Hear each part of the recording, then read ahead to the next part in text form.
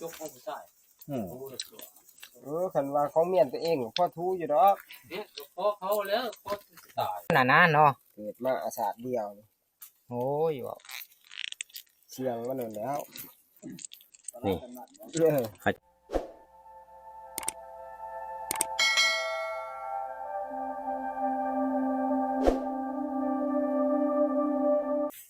มันหลังจากเฮากินข้าวกินน้ำแล้วเฮาก็สิเอาเนื้อเฮาขึ้นไปมัดนะตีนดอดเฮานี่แหละมัดเป็นจิกบนแหละไปมัดอยู่เที่ยงผมมันจังหอมทุกคนเลยตัวนี้มันสีแดดเด้อกระดูกโอ้ยตัวนี้บ่รอดว่ะหัวมันบ่อยากรอดรอดบ่เอาไปห้ามพ่อบอกว่าก่อนเอาทีหลังโอเคเดี๋ยวสิลำเลียงไปไว้ข้างๆนี่บ้าคนที่แตะโอ้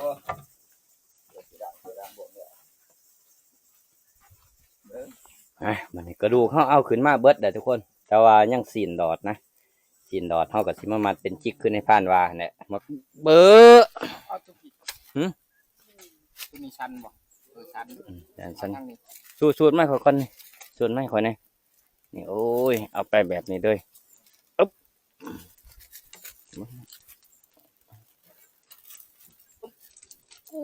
อุ้ยนักใหม่ไอ้วันนี้เอาไปเป็นแบบนี้ด้วย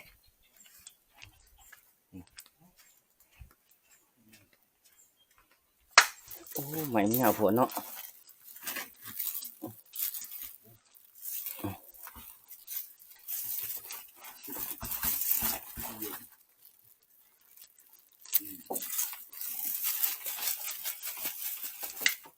โอ้ยบ่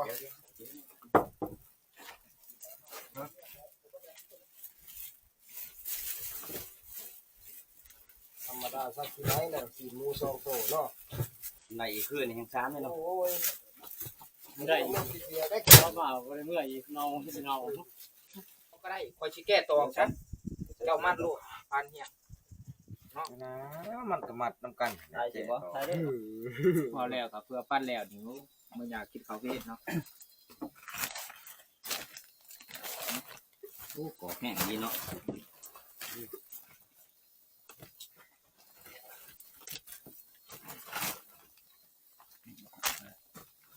เรามีบุพเพ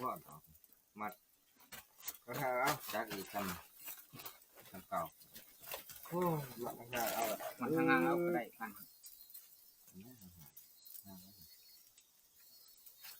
มัดแค่ว่าทำอันเนาะทำเสร็จซะ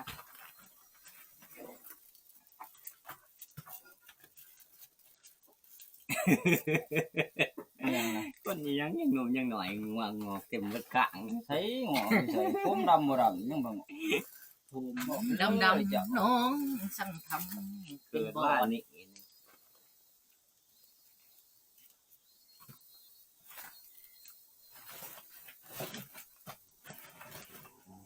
เขียนด้วยซ้ำเหรอแต่ชิปลูกมันดุนเดียงกันกระหมูมันประมาณขันว่าของเมียนตัวเองพ่อทูอยู่ดอกเนี่ยพอเขาแล้วพอตายกระมวลนั่นเนี่ยเฮ้ยถามว่าคอใดผ่านใหญ่ก็จะคออยู่ไดห้องนี่จกแซ่ไปเลยแล้วของเราเนี่ยมันบ่เศร้าง่ายเขาเนี่ยเบิ่งได้เป็นนานี้ได้นี่ก็กระบี่ของเจ้าไงเจ้ามีอารมณ์จันว่าพลังโอ้ยมาใต้หลอนกระเทินมึงจกปั้นอะไรเอาชนะบ่เอาชะเห็นด้วยช้าบ่เขาว่าอยากข้าวจิ้งเงี้ยวอยากแกะมันแต่ว่าบ่เห็นแนมเบิ่งได้แนมเบิ่งจังว่าอยากตัวไอ้บ่แนมเห็นบาดใดก็ยังหนวดติ้งเยือกๆนี่อยู่พยานกี่เจ็บมันเศร้าครบทันทีเศร้าเจ็บเพิ่นว่าเช้านะขันมือถึงแล้วบ่แนมเห็นเฮาก็อยากแล้วนะเนาะแม่นนั่นแหละแต่คือของแม่ทับกุ้งนี่โยกเป็นอะไรชื่ออยู่ บ่ตอดงอกตอดเงาพอดีนะ เฒ่าแห้งอะนะ คนเฒ่า ธรรมดาก็ยามมื้อสองมื้อเช้าอย่างหน่อยเขาก็ยังเห็นบ่ผู้เฒ่าจังว่าแข็งเหนียวแข็งเหนียว มีแต่ว่าเฮาปั้นกันแล้วแหละ ไปอยาก ผู้ ขาย ใดอ ก็ ยากขาย ขาย ก็ขายผู้ใดบ่อยากขายแล้วก็แล้ว อันเดียวแต่ดิเพราะว่าบางครั้งบางคนเขาก็ อยาก มี กินเนาะ พี่น้องหลายหั่นนะก็อยากย้าย แต่ว่าส่วนหลายเฮาก็บ่ได้สู้ คือ ได้ ขายนะ ดอก มัน เนื้อก็เบิดเลย มันได้บ่หลา เมื่อย แล้วก็แบ่งพี่แบ่งน้องก็เบิดแบ่งกันกินแล้วก็เบิดถ้าไปสู่ขายได้น้อยได้หลายก็บ่ได้ค่อยขายปานใด แต่ว่า ที่ว่ามันได้เลยหลายแล้วก็เลยว่ามันเฮ็ดจังซี่ ได้เรื่อยๆอยู่แต่ว่า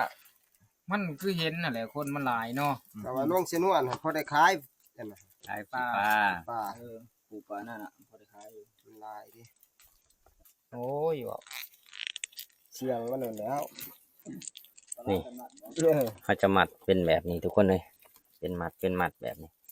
เพราะว่าเพื่อสิมัดแล้วนี่ก็เฮิงเติบเลย4คนมัดนี่โอ้ เพราะเฮานั่นตีคือคนที่หา บัดมันแง่นก็จะเข้า 5คนบ่โอ้5คนมัดทุกคนนึกว่า4คนนะ5คนเพราะว่าลืมไปว่าบ่าวสัญญาเมื่อวานนี่นึกว่าเหลือ4คน5คน แล้วโอ้ยน่ะนัวงอกมูยังคือ เงินโดนคือนึงจังว่ามาเป็นแงะ มันแง่นหมดเลย บ้านใจเดียวอยู่จะร่างเงานอนตกอยู่ว่าบ้านใหญ่จอเนี่ย ใช้เบอร์ดีหั่นพันกุกเอามากินนี่ เป็นอยู่ใส่เบิด มึงเบิ่งโถ่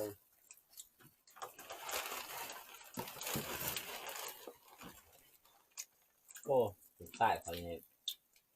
ที่เขาก็ตี10 โมงแล้ว กินเก่งเนาะจ้ะ โอ้ย ลูกคอยนี่นะโอ้ยมื้อนี้เราต้องอยากกินข้าว ไปซื้อขนมมานี่ทานมันเมื่อไหร่มันเลยตีเอาลูก ถ้าว่าขนมหันกินเก่งลูกข้อยแต่ว่าเขาวนี่บ่ค่อยได้กิน ขนมก็ขนม มีตัวไรเบิด โอ้ นี่ มันสัญชาตญาณของคนเนาะมันบ่เลย ที่เฮามัดแล้วนี่ สัญชาต หลาย ญาณ เติบเลย การเอา ทุก ตั คว น รอดโดยสัญชาต เฮามัดแล้วนี่ มีผู้คุมพ่อมัด ยัง เรียบร้อย ทันมัดผมก็หลายเติบเนาะ แต่ว่าจะมุดน้ำ เครื่องต่อ ใต้ เครื่องนะ บ่ใต้ดอก ว่าช้าง เจ้าเห็นหมากทุกมันอยู่บ่อุ้ยกลุ่มที่มันบ่ กลุ่มว่าช้างสองว่าช้างสี่ว่าช้างหกก็8 198 198กับช่อง100 200 มัด 201 อันนี้มัน 200ช่อ รวมทั้งเบิด มันค่าพันเหียงอันนี้ 203 ในหัวเขาเจ้า 204 อ้าว 206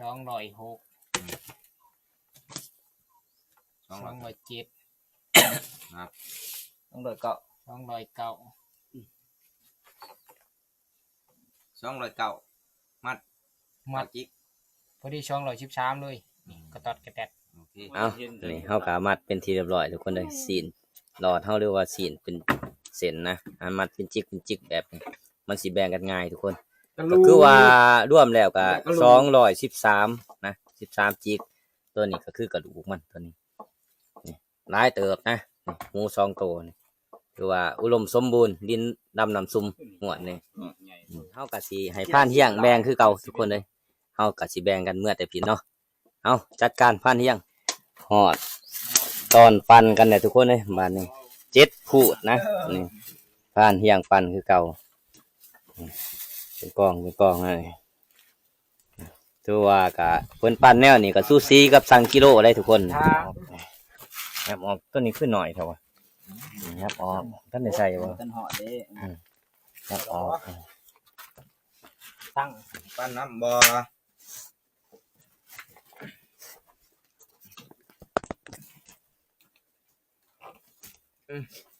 ตัวสั่นมันเฮ้ย ตัวสันก็เลือกไว้ตัวสัน มันขนอนแผ่นแหลมเลยดิเนี่ยเป็น เมียนแข้งเมียนขาเด้อ มีแล้ว อืม ต้องพอ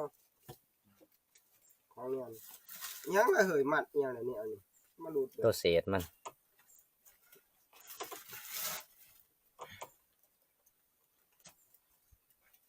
ปูดไต่ข้า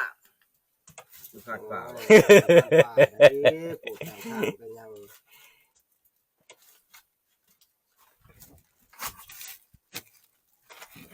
นี่มาตื่มมานี่ รดน้ำกินน่ะโอ้ย โอเคเรียบร้อย พ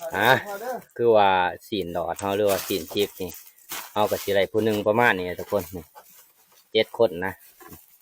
แบ่งกันคือว่าได้หลายเติบนะโลกกลัวพุ่นน่ะทุกคนเกือบ2 โลพุ่นแหละนี่ทุกคนบ้านเฮียงเพิ่นยังสั่งน้ำหนักอยู่ เอาเพิ่น ถือว่าได้หลายเติบทุกคนเลยสีนเท่านี้มีแต่จิกยาวๆเลยนี่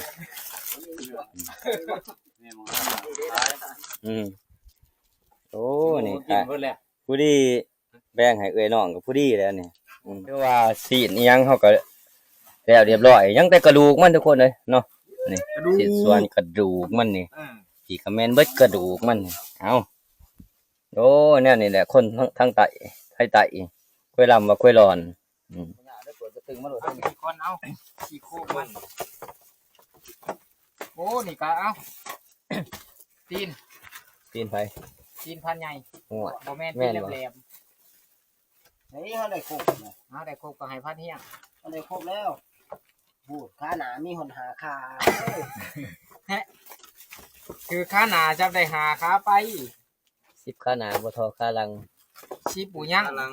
ทำประตังติดไว้ คือขาลังแซมเอาตั้งคิดไว้ 1 2 3 4 5 6 7 7มันฉีดแล้วยังบ่แล้วดูเนาะสิเอาบาดเดียวเลยก็บ่ล่ะ บ่ กระดูกมันสิไปเฮ็ดหยังได้กินเสีย ต้มน้ำซุป ต้มน้ำ ต้ม ซุป ซุปกระดูกเพราะว่าผู้เดียวเมื่อสิให้เมียซื้อเฟอมา ถ้าว่าบ่จักแท้ๆก็แม่น บ้า แขนข้อย่ำอยากเข้ากับอันนั้น เห็นเอา แหนเลยอยากให้เห็นเนาะ โอ้แน่นั่นนี่ว่าทุกเจ้าว่า ดอก แขนข้อทุกบาดย่างเอามีแต่กระดูกคือสดเลยแกงเส้นหน่อไม้ทั่วคักกระดูกมันนี่เอาเฮ็ดตัวนี้เฮ็ดในคอนตอกซิวคอตอกตะปูนี่คัก ได้ก็เอาแต่ว่า ได้ก็เอา คนนี้ปันกันแล้ว